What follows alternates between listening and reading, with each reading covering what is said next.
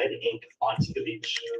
So the color red is coming from a lot of people who wear red. Red is considered a color of energy, shakti, force. What fascinates me about this image is that one human standing alone can do something, but when a mass of humans come together, it can do powerful things that we can see from outer space.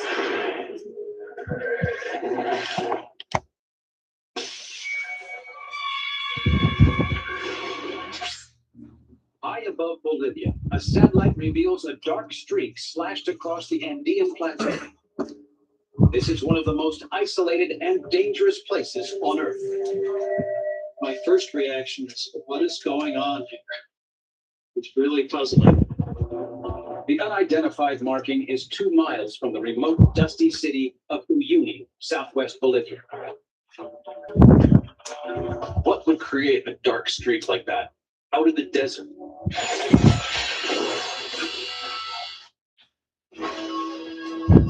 The smell of the country air. It smells like home. This looks amazing.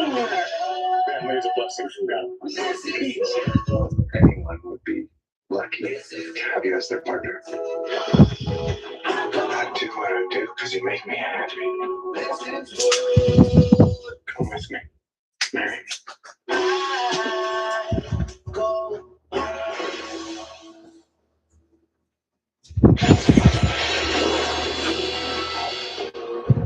May 11th, 2015.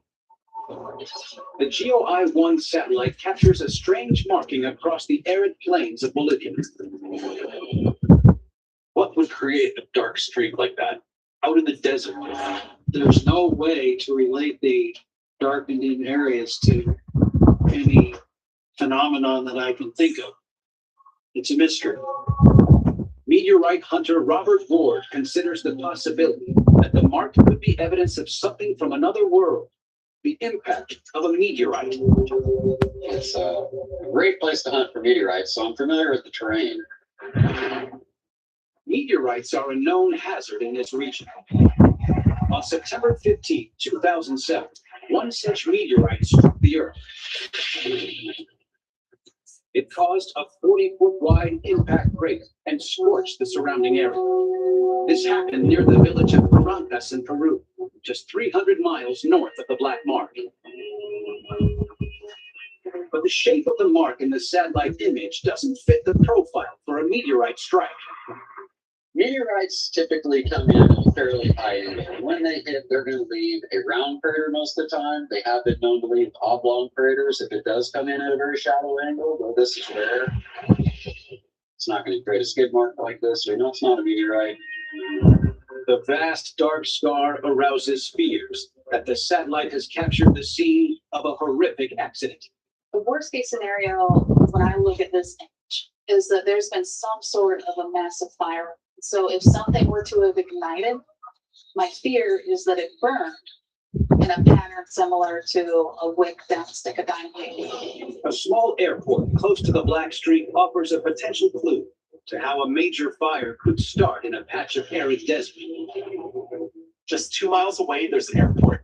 Could this be the site of an airplane that didn't quite make it? Pilots flying to the city of Uyuni come in over the Salar de Uyuni salt flats. They face nerve-shredding atmospheric conditions. The 4,000 square mile salt flats are the largest on the planet. The desert winds can whip up the salt crystals, which can reduce visibility and blind incoming aircraft. But further analysis of the satellite image grounds the air crash theory. When you look, you don't see any aircraft wreckage. There's no wings, no wheels, nothing. It has to be something else. Investigators cast the net wider.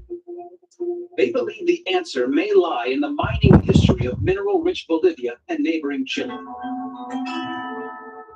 The Atacama Desert is very dry, rocky area, almost no plant growth, and very few animals. There is, however, some industrial development there because of the minerals that exist. The region, from the Atacama Desert to the Bolivian plains, was once famous for its wealth of tin, copper, silver, and nitrate reserves.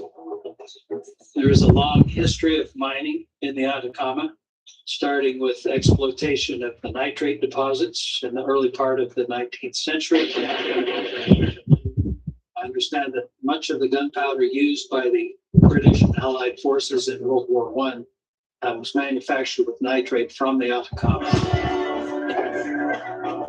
In the late 1800s, a vast network of railroads was built to support the region's booming mining industry. But in the 1930s, disaster struck as the Great Depression wiped out demand. The trains were left to rot in the desert. Using image enhancement, the identity of the dark mark visible from space is finally revealed.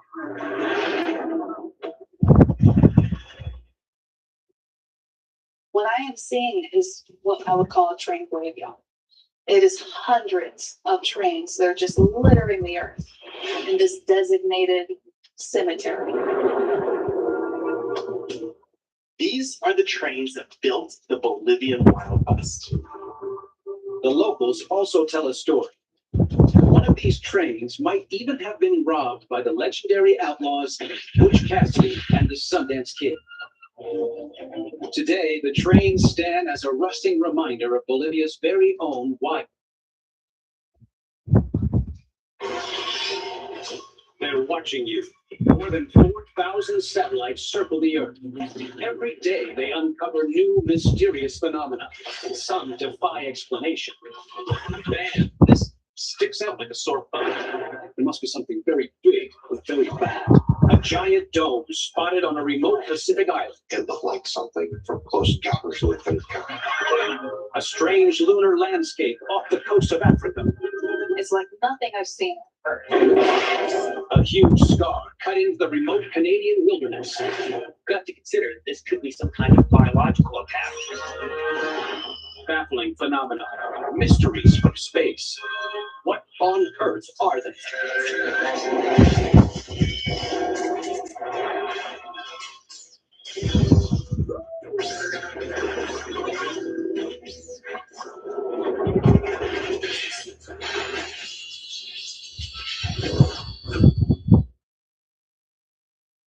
July 12th, 2013. 6-year-old Nathan Weisner is out walking with his parents on the Mount Baldy sand dunes along the shore of Lake Michigan, Indiana. They are unaware of the danger awaiting them. This looks like a nice place to go. It's on the water. It's right by a town. The idea that something could happen here, it's kind of crazy. What should have been a fun afternoon by the lake will spark a major scientific investigation using state-of-the-art aerial and satellite imaging technology. Nathan Westner and his mother are walking across the sand dunes along Lake Michigan when suddenly he disappears. How does a boy get swallowed up virtually instantaneously by a mound of sand? Nathan! Nathan! Sand dunes don't just eat people. What is going on? A 6-year-old boy from Sterling, Illinois is trapped under Russian sand. Nearby, local geologist Erin Argelan is out on the dunes taking wind speed measurements. She sees the drama unfold. He slid down out of sight with the hole filled in right behind him. Immediately, it was just panic. People were yelling and screaming and digging in the sand. My friend's son, he got stuck in a sand dune and he's like under the sand and they can't get him out. People were arriving from all different areas, from the National Lake Shore, from the local police, from the fire department. First excavator wasn't able to even climb a portion of the dune. And at that point, I think everyone felt pretty desperate and disheartened. There was definitely concern and discussion that this would probably be a recovery and not a rescue. It takes police and fire crews more than 3 hours to dig down and reach the trapped child. Nathan was found around 11 feet below the surface. The young boy is brought out unconscious. There was a lot of work left to do. Someone who's buried in sand would have swallowed a lot of sand, which is very dangerous for their lungs. Paramedics rush Nathan to the hospital. The near fatal ordeal leaves a mystery. How can a boy simply disappear into the sand? Analysts turn to satellite imagery for clues. Dark patches on the dunes around where Nathan disappeared immediately arouse suspicions. It's natural to think, could this be quicksand? Quicksand can be deadly, especially around coastal regions. But there's a problem with the theory. Quicksand typically occurs in low areas where water collects and mixes with the sand to produce this high viscosity quicksand. But this is on the flank of a high hill of sand. If quicksand didn't swallow Nathan, what did? With satellite images inconclusive, local geologist Aaron Argeland turns to ground-penetrating radar to look into the sand dune itself. We've done quite a lot with ground penetrating radar, and it can actually show the underlying landscape. The radar reveals 66 potentially deadly holes lurking within Mount Baldy. Somehow, there are air pockets all through this dune. The speed Nathan disappeared suggests he fell into a shaft or hollow cavity beneath the surface of the sand. But it's not clear what could make such large subterranean holes. At the time of the incident, there were rumors of someone digging in the sand just before Nathan disappears. So could the holes Aaron found be man-made? Closer study of the sand on Mount Baldy reveals it to be so fine-grained that digging large holes is near impossible. You couldn't practically dig by hand very deep in a location like that, essentially because the sand would keep collapsing down on itself. We risk everything every time we stand on that stage. They are so fired. I'm not gonna fall into this trap with you. Saying that song makes me want to slap the living hell out of you. If we work together, we can rebuild what we have. Just tell me when you're ready. You're getting now, Junior. I want us to write our story.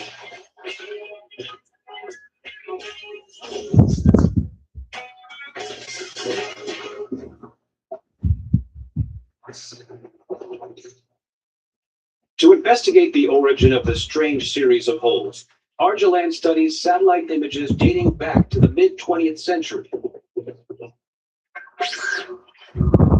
Using the data to create a computer simulation reveals the sand dune is consuming the surrounding forest. Sand, by its very nature, moves by virtue of wind pushing it around. And as that happens, the entire dune moves. Mount Baldy is definitely on the move. It's been moving since the 1940s, and it's buried one parking lot and is well on its way to burying a second parking lot. Mount Baldy is covered with dead treetops. Argeland believes these are the key to explaining the holes beneath the surface. To test her hunch, Argeland turns to another advanced imaging technology. She takes to the sky using aircraft-mounted LiDAR. This is a laser land scanning system which generates precise three-dimensional ground imagery. LiDAR imagery is where you can actually reconstruct the elevation of landforms, and if you have many images from many different years, you can then reconstruct your entire landscape. The aerial LiDAR reveals the entire sand dune sits directly on top of a forest of decaying trees. Argeland believes the hole that swallowed Nathan is the hollowed-out trunk of a rotting tree. This would have been a fully grown, mature tree that is rooted into a landscape with a soil that is about 3,500 years old. Essentially, where Nathan was walking, there were trees like this completely buried under the sand. They are decomposing, and oak trees in particular will decompose from the center outward. Argeland calls her discovery dune decomposition chimneys. These form a series of hollow shafts which can extend more than 10 feet deep. Nathan fell into one of these hollow tree trunks. After 11 days in the hospital, Nathan Wazer makes a full recovery. Today, Nathan seems to be a thriving young boy without a lot of damage. The potentially deadly cavities in Mount Baldy are still there, waiting for the footsteps of the unwary.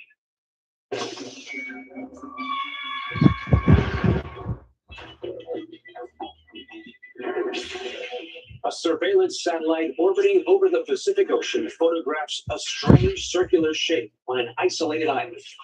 How long has this been here? Is this ancient or modern? From space, it looks a lot like something from Close Encounters of the Third Kind.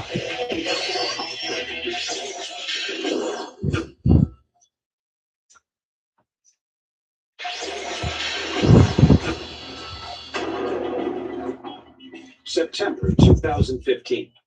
A satellite captures the image of a bizarre circular shape on a remote island in the Pacific Ocean. From space, it looks a lot like something from Close Encounters of the Third Kind.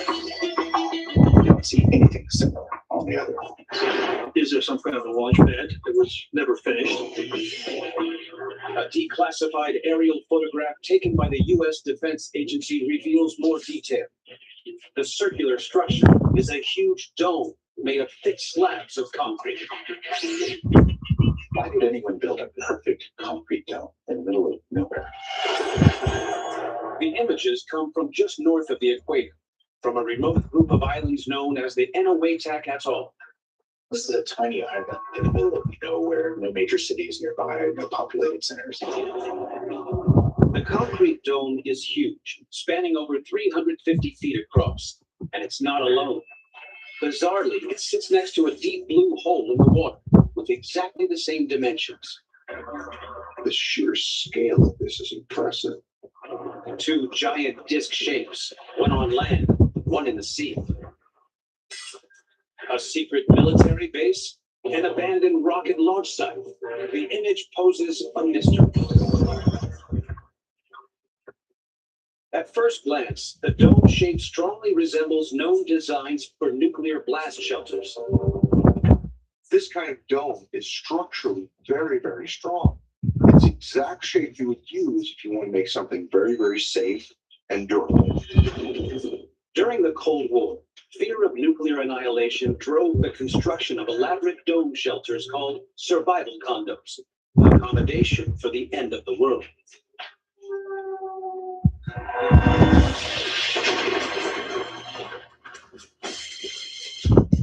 Survival condos are basically a multi-level hole in the ground built in a lot of cases by people who were terrified we were going to have a nuclear war.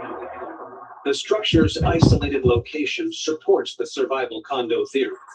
If you want to stay out of the way of the nuclear holocaust, this would be a fantastic place to put a shelter. Thousands and thousands of miles away from any civilization or other targets. Most of them are still in the ground, but probably have been abandoned.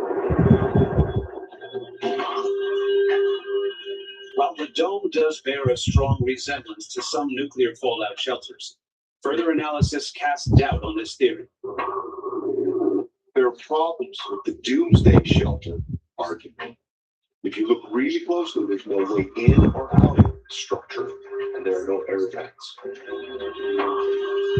Access to the Eniwetok Atoll has been highly restricted for decades, making it impossible to inspect the structure up close. But the images offer further clues. One of the striking things in this image is this massive blue hole in the ocean that's sort of the mirror of this dome. It doesn't look natural either. Satellite images reveal other deep holes in the sea around nearby islands. Similar-looking sinkholes can occur naturally. But documents from U.S. military archives reveal a chilling secret. This was the location of a major U.S. atomic weapon test site. The holes could be bomb craters produced during one of the darkest chapters in the history of global warfare. If everything goes according to plan, we'll soon see the largest explosion ever set off on the face of the earth. They started testing in 1948, and they tested 43 nuclear devices in the islands. These were some of the biggest hydrogen bombs the United States has ever produced. I wasn't always here. But thanks to Purdue Global, I got my literal dream job. 3 years ago, I didn't have a degree. I liked my job. I just didn't study. I needed the credentials. I never thought college was my thing. Getting a degree backed by the power of Purdue, But going to class from wherever. whatever. So nothing is stopping me. Nothing keeping me from my dream job. This is my comeback. Start yours today at purdueglobal.edu. Santa Fe. Would you like to watch some TV with me? Hey, now you talk. You missed me, haven't you? Everybody has. We're gonna do this. You're do great.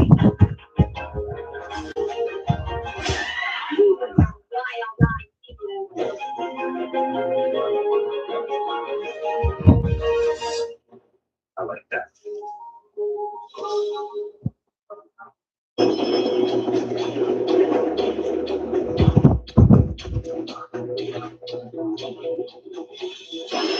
The huge round holes and the concrete dome itself could be directly connected to the testing of the world's largest atom bombs. In several of the tests, they would explode the nuclear bomb and see how far out it would affect the ships. It required a huge concentration of people. They had soldiers all over the place to serve them. And it extended through almost 10 years. So there's a lot of activity going on. The scale of the operation and the destructive power of the bomb tests was at a level never seen on our planet before or since. The biggest bomb was called Ivy Mike, which was 500 times more powerful than bombs dropped on Hiroshima and Nagasaki in World War II. Some islands were simply wiped off the map. Future lab is completely gone. Nothing there but water. And what appears to be a In the holes around the islands are craters left by atomic bombs, and the giant concrete dome is their grim legacy. Then subscribe, then hit a storage dome for radioactive waste. This much concentrated and hot weapon testing is going to generate fallout, but also a lot of radioactive waste, including plutonium-239. When the bomb exploded, that radiation was scattered all over the place on the ground and in the water, and the half-life in the next 25 times. So that means that the radiation could stay very high for long periods of time. The radioactive debris threatens surrounding islands. Sort of thinking about bombs on a ship and bring home to the States. So could this be where they stored that waste? Declassified records released under the Freedom of Information Act reveal the truth. American scientists very quickly figured out that they needed to collect all this debris and radioactive material and put it somewhere. So eventually, the Army Corps of Engineers goes to Eddie. They dig this huge pit. They line it with concrete. They throw a whole bunch of radioactive material in a big, huge garbage can, for a better term, and they cap it off with a concrete dome, 18 inches thick. Sealed off from public access, for decades the dome has kept the island safe. But recent observations suggest cracks are now appearing in the concrete. There are concerns that there may be some leakage into the surrounding ocean. If it's a slow leak, it's hard to anything. But if it splits and all this stuff comes out, that's a bad thing. The Worldview 2 satellite captures an image of a strange pot-marked landscape on an island just off the coast of Africa. Trying to think of what kind of force is difficult to create a landscape like this. Honestly, I have no idea, but these shaped features are really strange. I'm not sure what they are.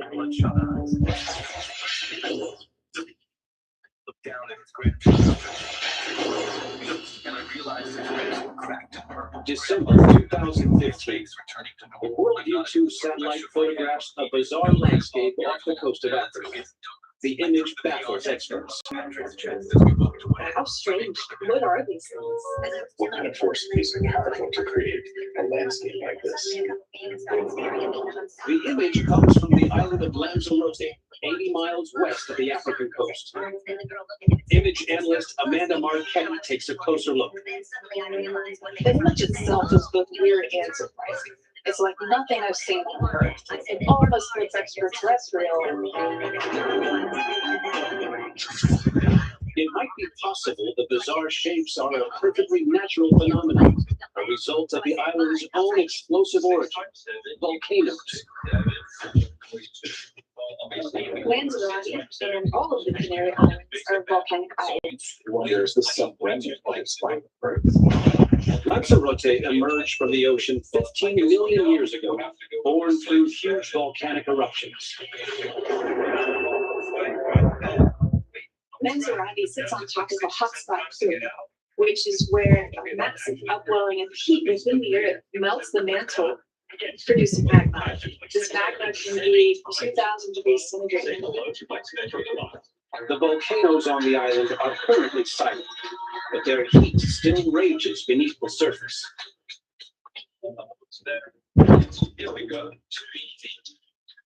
There is heat constantly coming out of the ground. With it can be measured for the temperatures coming out are reaching 400 degrees. Everything reaching the accidental plant produces for the heat of the volcano. Could the landscape of round pits be volcanic vents known as fumaroles? Fumaroles are very common in volcanic landscapes. They're essentially pathways underneath the crust where gas can escape. Fumaroles often form circular shapes in the ground, but other features seen in the image make this theory seem unlikely. While you may find depressions associated with fumaroles, you're certainly not going to find C-shaped rims that surround them. If the strange pits haven't been blasted out, maybe they've been bashed in. Is this a field of impact craters? The last eruption was only in 1824, which isn't that long ago. Anytime you have an explosive volcanic eruption, it's likely that there will be projectiles ejected. These projectiles are called lava bombs. When volcanoes erupt, gases blast these lumps of rock high into the air and crash down to Earth, forming craters. It can be anywhere from this size to the size of a Volkswagen Bug. But in recent history, none of the island's eruptions have been violent enough to produce a rain of lava bombs to scar the land. Really, something else is to blame for these shapes.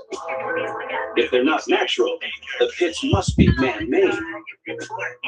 250 reasons to choose T-Mobile. Here's a good one. America's fastest 5G network. To demonstrate speed, here's something on the mic. And the fastest 5G mobile. Just look at this woman screaming and shed a secret. There's lots more reasons to go. Find yours at T-Mobile.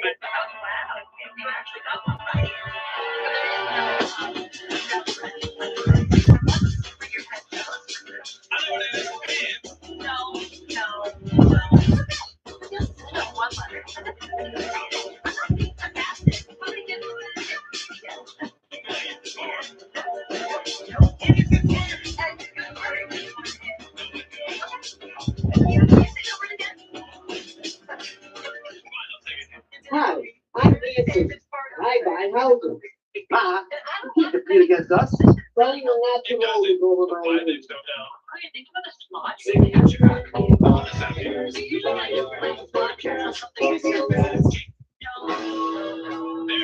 The smell of the country air. It smells like hot. This looks amazing.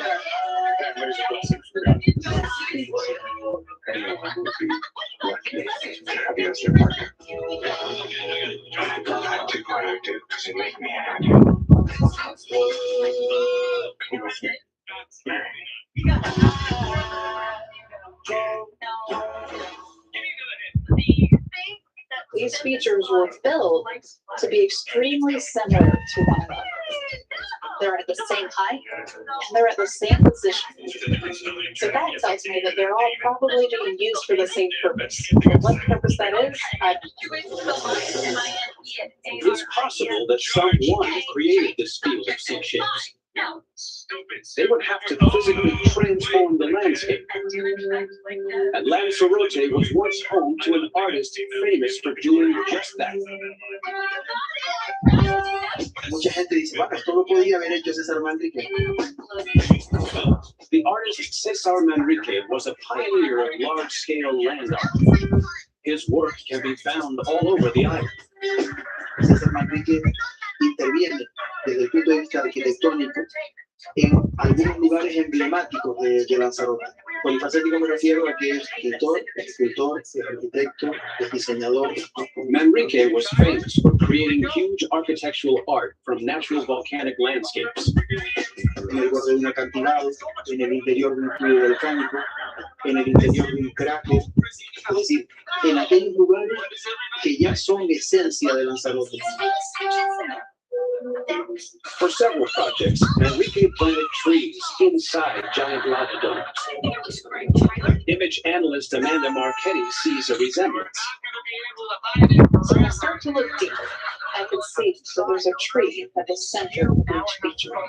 But the satellite image shows the pockmarked landscape covers nearly 8 square miles. It's simply too big to be art.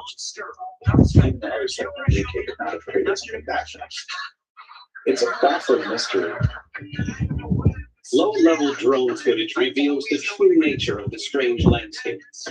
What was thought to be a tree in each hole is actually a grapevine. Despite the barren volcanic landscape, Lanzarote has a thriving wine industry. What the satellite captured is the world's weirdest vineyards. Last year, we are first to make holes to find the soil. The soil is 3 or 5 meters under the earth. Then we make all the holes and we put the roots in the soil. This ash can retain the moisture for 6 months. All the rest in the winter, the plant has in the summer. Growing grapevines in a lava field demands extraordinary ingenuity. Each vine is surrounded by its own protective wall, and it's these that show up as the bizarre sea shapes visible from the air. The work is from the wind because heat actually in the island. The walls are made with volcanic stones. The stones are put one by one, not stick. Because in the middle, we have some holes and the air with moisture come to the plant. The C-shaped walls not only protect the vines, but also help capture moisture to keep them warm. But it's the law of this land that the people make and make the wine. This is really a huge system.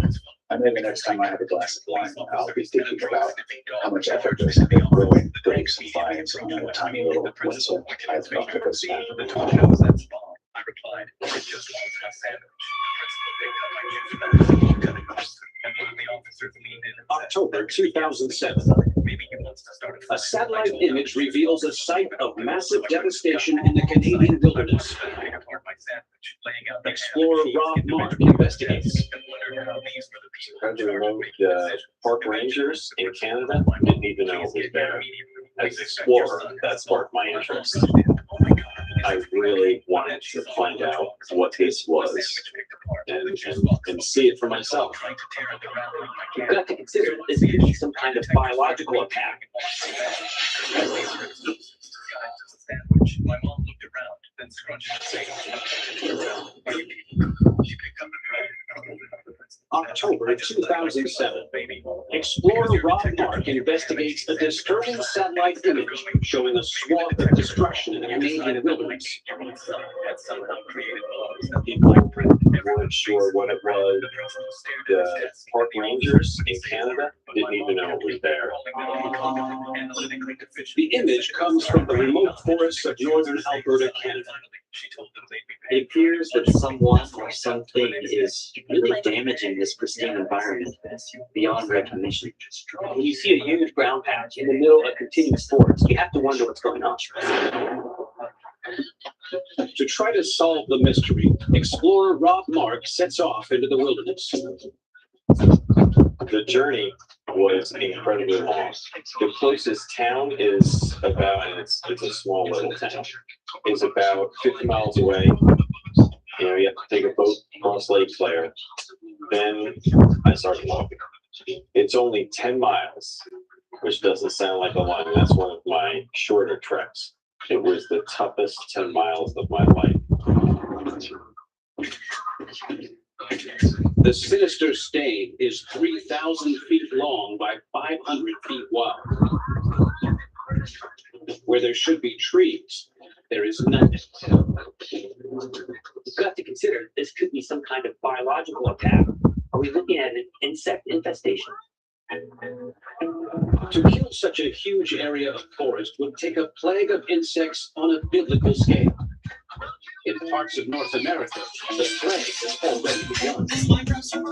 Bark beetles are a horrible insect pests that are spreading over large areas of Western North America and killing trees for miles and miles.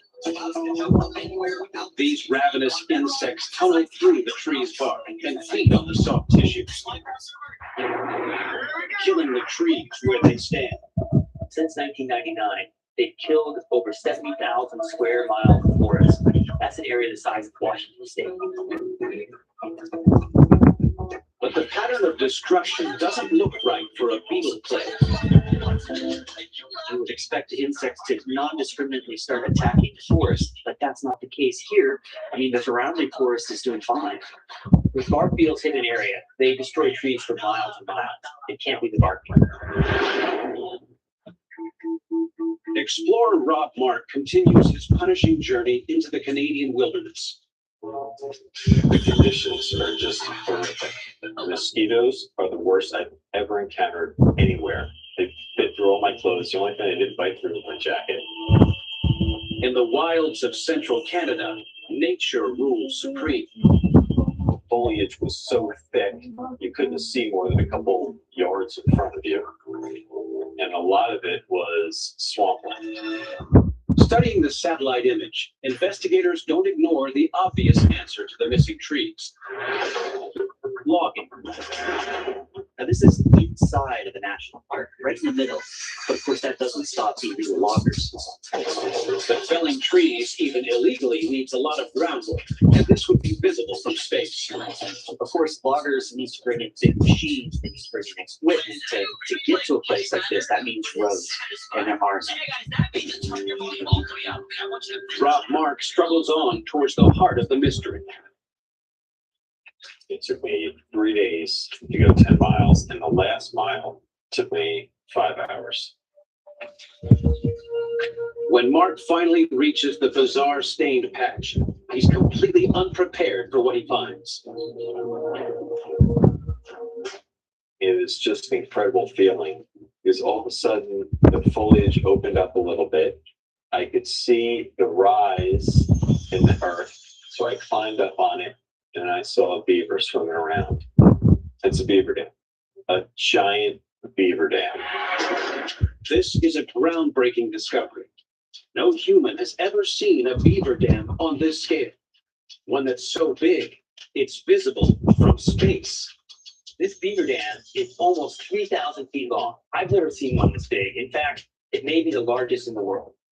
This is off the charts as far as size goes. It would be 11 on a scale of 1 to 10. I'm standing on top of it. I can see a beaver lodge out in the distance. And as far as I can see in either direction, the dam just continues. At half a mile long, this colossal dam is too big for one beaver to build in a lifetime. It must be the work of generations of beavers. The experts looked at satellite imagery and they're saying that it was being built for about 40 years. And when you're there and you can see it, that's not hard to believe at all. It truly is a natural wonder. 1967, Israel captures the Golan Heights, a strategically valuable area on the Syrian border. The Israeli military conducts the first aerial surveys of the former Syrian territory. They see a mysterious circular pattern on the ground. They've discovered a place of legend. headline is given to the side. Gonzalo Paparin, the wheel of the giants.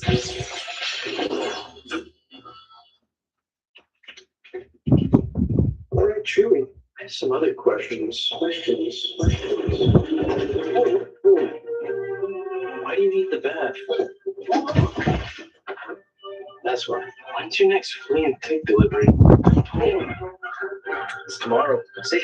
Good one. Can we get some sleep during fireworks season? I got you. Thanks. For food, meds, and expert care. For life with pets, there's Chewy. Go, America! Tired of getting paper cuts in your cornea?